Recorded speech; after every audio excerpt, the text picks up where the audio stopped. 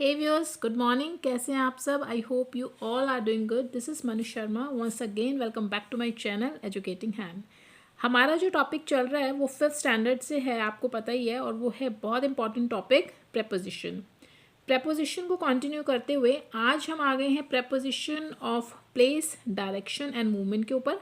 जो preposition of time होती हैं, टाइम से रिलेटेड जो प्रेपोजिशंस होती हैं वो मैं अपनी प्रीवियस वीडियो में डिस्कस भी कर चुकी हूँ और उसके ऊपर प्रैक्टिस भी हो चुकी है। एक्सरसाइजेस प्लीज़ आप वहाँ पर जाइए, चेकआउट कीजिए।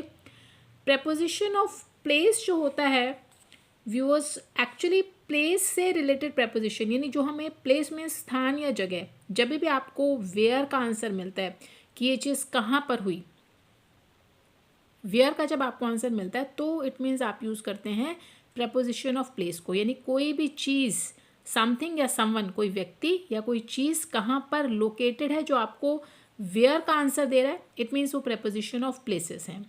प्रेपोजिशन ऑफ मूवमेंट हमें हाउ का आंसर देगा। इट मीन्स कोई भी चीज़ या कोई भी व्यक्ति, समथिंग या समवन, कहाँ से कहाँ पर उसने मूव किया, कैसे किया, इस चीज़ का जब हमें आंसर मिलता है तो वो हमारी आंसर हमें देती हैं प्रेपोजिशंस ऑफ मूवमेंट। इस चीज़ से हमें पता चलता है। अभी यहाँ पर एक टेबल है और उसमें कुछ एग्जाम्पल्स जो आपको गिवन हैं वो हमें यही बताएंगे कि preposition of place, direction and movements के लिए हम किस तरीके से कौन सी प्रेपोजिशन को कैसे यूज़ करें। सबसे पहले जो प्रेपोजिशन इस लिस्ट में आती है दैट इज़ एट। एट का जो, वैसे तो हमने प्रेपोजिशन ऑफ टाइम में भी आपने देखा होगा, अगर जिन्होंने मेरी वीडियो देखी हुई है, वहाँ पर प्रेपोजिशन ऑफ टाइम के लिए हम एट का यूज़ करते हैं जब एग्जैक्ट टाइम आपको गिवन होता है। अब देखिए यहाँ पर भी आ गया, तो यही फ़र्क है कि आप एट वहाँ पर भी यूज़ करेंगे और यहाँ पर भी। और किस तरीके से यूज़ करेंगे, आपको प्लेस के लिए एट का यूज़ तब करना है जब आप किसी पर्टिकुलर प्लेस या एग्जैक्ट पोजीशन, एड्रेस या कोई छोटा सा टाउन या विलेज, उसके लिए, इन सभी चीज़ों के लिए आपको एट का यूज़ करना है। जैसे प्लेस हो गया आपका एट करनाल, एयरपोर्ट एक प्लेस है, एक जगह है, स्थान है, तभी आपने at the airport, at the station, at the bus stand, at the bus stop. तो ये सभी क्या हैं, प्लेसेस हैं, एक एग्जैक्ट पोजीशन आपको मिल रही है। क्लियर? अभी जैसे आप एड्रेस अपना लिखते हैं, अपने हाउस का एड्रेस आप देते हैं, तो उसमें कोई भी कैसी जगह होती है जिसको आपको लिखना होता है, कोई रोड है या कुछ और है, तो वहाँ पर भी आप एट का यूज़ करेंगे। कोई छोटे विलेजेस हैं, गांव के नाम हैं, उनके साथ भी आप एट का यूज़ करेंगे। लेकिन अगर आपकी बड़ी बिग सिटीज़ हैं तब आप एट का यूज़ ना करके वहाँ पर प्रेपोजिशन इन का यूज़ करेंगे। ये चीज़ आगे आएगी, तो मैंने अभी क्योंकि ये चल रहा था यहाँ पर इसका जिक्र आया तो मैंने आपको बता दिया। इसी तरीके से अ प्लेस ऑफ वर्क, वो सभी प्लेसेस जहाँ पर आप काम करते हैं, आपके वर्क प्लेस हैं। जैसे आप स्कूल में जाते हैं पढ़ने के लिए, आप अपने ऑफिस में काम कर रहे हैं, अपने टेबल पे बैठ के काम कर रहे हैं, डेस्क पे काम कर रहे हैं, तो वहाँ पर अगर मैं इसके हिंदी मीनिंग की बात करूँ तो एट का मीनिंग आप पर के लिए ही यूज़ करते हैं। मैंने आपको बताया भी है कि थोड़ा थोड़ा आपको हिंदी भी पता होनी चाहिए। तो यहाँ पर एट का जो मीनिंग है वो है पर। तो आपको, यानी स्कूल पर, डेस्क पर, टेबल पर, तो ये आपके जितने भी वर्क प्लेस हैं जहाँ पर आप काम करते हैं वहाँ पे आपको यूज़ करना है एट का। इसी तरीके से जब कोई इवेंट होता है, कोई भी इवेंट है, आप सेलिब्रेट कर रहे हैं उस इवेंट को, तभी भी जब आप उस चीज़ को बता रहे हैं, डिस्क्राइब कर रहे हैं, तो आपको एट प्रपोजिशन का यूज़ करना है। At a concert, at the party, यानी पार्टी में ऐसा हुआ, कॉन्सर्ट पर ऐसा हुआ। अभी जब आप कभी भी बात करते हैं कि मैं घर पर था या मैं घर पे हूँ, तभी भी आप अपने होम की जब बात कर रहे हैं आपको प्रेपोजिशन एट का ही यूज़ करना है। जैसे आई एम एट होम, आप कहाँ पर हैं, मैं घर पर हूँ, आई एम एट होम, इस तरीके से। चलिए आगे चलते हैं। नेक्स्ट जो प्रेपोजिशन हमारी प्लेस, डायरेक्शन और मूवमेंट की कैटेगरी में आती है वो है आपकी इन। इन का जो मीनिंग, अगर मैं हिंदी मीनिंग की बात करूँ, वो है मे। ठीक है, अब मे के लिए आप कैसे यूज़ करेंगे, एक पॉइंट विद इन के लिए। जैसे अभी आप कभी बोलते हैं ना कि न्यूज़पेपर में देखो, बुक में देखो ऐसा लिखा हुआ है, इस पिक्चर में देखो, तो देखो मे आ रहा है ना, मैंने अभी बोला बुक में, तभी भी आपको अगर इस तरीके से आप मे का यूज़ करना चाहते हैं तो आपको प्रेपोजिशन यूज़ करनी पड़ेगी in the newspaper, in the book, in the magazine, in the picture, whatever. चलिए, इनसाइड समथिंग, जब हम ये बात करते हैं वर्ड्स की किसी चीज़ में, जैसे इसको बॉक्स में डाल दो, चलो टैक्सी में चलते हैं, चलिए गार्डन में चलते हैं, रूम में बैठे हैं वो लोग, ठीक है, तो इन सभी में मैंने मे बोला। जब इस तरीके से आप मे का यूज़ करते हैं तब आपको प्रेपोजिशन यूज़ करनी पड़ेगी इन।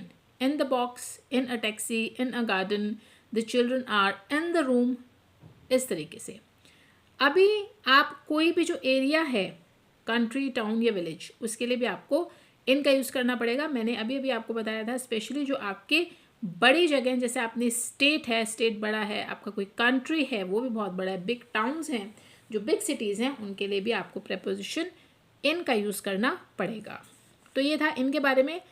कम to next, that is on. On की अगर मैं हिंदी मीनिंग की बात करूँ तो वो होता है आपका पर। क्लियर? अभी यहाँ पर आपने पर का जो यूज़ करना है वो आप करेंगे एक ऐसी पोजीशन जो ऊपर तो है, यानी किसी चीज़ के ऊपर, पर लेकिन वहाँ पर टचिंग सरफेस होना चाहिए, यानी जो ऑब्जेक्ट जिसकी हम बात कर रहे हैं वो उसको टच करे। अभी जैसे अभी मैं आपको ये कहूँ कि देखिए, ये देखिए यहाँ पर मेरे हाथ में क्या है, दिस इज़ अ पेंसिल, और मैंने इसको बुक के ऊपर रख दिया। अभी मैं इस तरीके से बोलूँगी the pencil is on the book, because ये जो पेंसिल है इसको एक टच कर रहा है, एक टचिंग सरफेस मिला है, दैट इज़ बुक। ठीक है, ये देखिए अभी ये नहीं है ना इसके ऊपर, और अब ये बुक के ऊपर है, पेंसिल बुक पर है, the pencil is on the book, the pencil is on the book. तो इस तरीके से जब हम ऐसे पर की बात करते हैं तो आप ये देखिए कि क्या वहाँ पर उस ऑब्जेक्ट की या उस पर्सन की जिसके बारे में हम बात कर रहे हैं, क्या वो उस सरफेस को टच कर रहा है जिसके साथ वो कांटेक्ट में है, तब आपको ऑन का यूज़ करना है। For example on the desk, on the wall, desk पर ये रखा है, जैसे जो बुक है वो डेस्क पर रखी है, the book is on the desk, on the wall, बच्चा दीवार पर बैठा है, the child is sitting on the wall.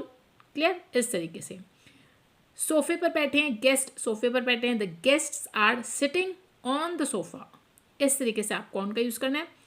इसी तरीके से जब आप अपने जो बिल्डिंग्स होती हैं, अपार्टमेंट्स होते हैं, उनमें बिल्डिंग्स में बहुत सारे फ्लोर्स होते हैं, तो वहाँ पर भी आप जो है यूज़ करेंगे on the first floor, second floor. यानी मैं सेकंड फ्लोर पर रहता हूँ, फॉर एग्जांपल आप ऐसे बोलते हैं ना कि मैं सेकंड फ्लोर पर रहता हूँ बिल्डिंग के, तो आप बोलेंगे I live on the second floor of the building. इस तरीके से आप यूज़ करेंगे ऑन का। आप मीन्स ऑफ ट्रांसपोर्ट, जितने भी आपके ट्रांसपोर्ट के मीन्स हैं, बस, ट्रेन्स हैं, एरोप्लेन्स हैं, और भी जितने भी आपके ट्रांसपोर्ट्स हैं जो रोड्स पे चलते हैं, उन सब के लिए आप प्रेपोजिशन ऑन का यूज़ करेंगे। On the bus, on the train, on the aeroplane, etcetera. आप एक सर्टन डायरेक्शन के लिए अगर आप बताते हैं देखिए लेफ्ट साइड पर ऐसा है, राइट साइड पर ऐसा है, तभी भी आपने प्रेपोजिशन ऑन का यूज़ करना है। इसी लिस्ट में आगे बढ़ते हुए है आपकी प्रेपोजिशन बाय एंड बिसाइड। ठीक है, अभी जब मैंने बाय का यूज़ प्रेपोजिशन ऑफ टाइम में भी हुआ था, वहाँ आपको पता होगा कि किस तरीके से बाय का यूज़ होता था। यहाँ पर आपको बाय का यूज़ करना है एट द साइड ऑफ, यानी कोई चीज़ किसी के साइड में है, जैसे यहाँ पे इन्होंने दिया by the door. Clear? Beside का आप यूज़ करेंगे पास के लिए, यानी नेक्स्ट टू या क्लोज टू, कोई चीज़ किसी के पास है या कोई व्यक्ति, वो समथिंग या समवन कोई भी हो सकता है। फॉर एग्जांपल अगर मैं आपको कहूँ कि आप मेरे पास बैठे हैं, तो you are sitting beside me. ठीक है, यू आर ऐसे भी बोलते हैं ना, you are sitting near me, तो वो एक ही बात है, सेम थिंग है। आप नियर और बिसाइड जो है दोनों का यूज़ कर सकते हैं। तो बिसाइड का जो मीनिंग होता है वो नेक्स्ट टू या क्लोज टू ही होता है। चलिए इसी लिस्ट को आगे बढ़ाते हैं। अब आते हैं हम अपनी प्रेपोजिशन अंडर के ऊपर। अंडर का मीनिंग जो होता है वो होता है नीचे, यानी डायरेक्टली बिलो। जो भी सरफेस जिसकी आप बात कर रहे हैं उसके जस्ट डायरेक्ट नीचे, बिल्कुल जैसे यहाँ से यहाँ, अगर मैं इसकी बात कर रही हूँ तो डायरेक्ट नीचे आ जाए यहाँ। इस तरीके से जब आप नीचे का यूज़ करेंगे तब आप अंडर प्रेपोजिशन का यूज़ करेंगे। जैसे अंडर द टेबल, अगर मैं ये बोलूँ कि बॉल टेबल के नीचे है, तो the ball is lying under the table. Clear? इस तरीके से अंडर द वाटर, जो फिश हैं वो पानी के नीचे हैं, the fish are under the water. तो इस तरीके से वो डायरेक्ट, अगर डायरेक्ट उसकी बात हो रही है, मतलब आपको सरफेस जो है उसके डायरेक्ट अगर नीचे है, तब आपको अंडर का यूज़ करना है। इसी तरीके से आपकी नेक्स्ट जो प्रेपोजिशन है दैट इज़ अबव। अबव आप यूज़ करेंगे हायर प्लेस, यानी अगर आपको किसी भी चीज़ से थोड़ा ऊपर आप जा रहे हैं, मतलब वो ओवरहेड होना चाहिए, यानी उसका जो ऊपरी हिस्सा है, जैसे हमने नीचे की बात करी, इसी तरीके से थोड़ा सा और आप अगर हाइट पे जाते हैं तब आपको प्रेपोजिशन अबव का यूज़ करना पड़ेगा। For example above the clouds, बादलों के ऊपर, या अबव द लेक, लेक के ऊपर। नेक्स्ट जो आपकी प्रपोजिशन है इसी लिस्ट में वो है बिलो। बिलो का मतलब ही नीचे ही होता है। ये एक लोअर प्लेस है किसी भी, जिस तरीके से आपने अबव का किया था वैसे ही बिलो है। अबव में ऊपर था किसी भी चीज़ से, ऊपरी उसका हिस्सा था। बिलो में आप नीचे वाले हिस्से की बात करेंगे, निचले हिस्से की बात करेंगे।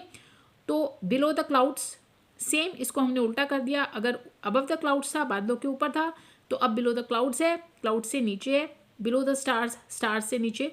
तो इस तरीके से आपने इनका यूज़ करना है।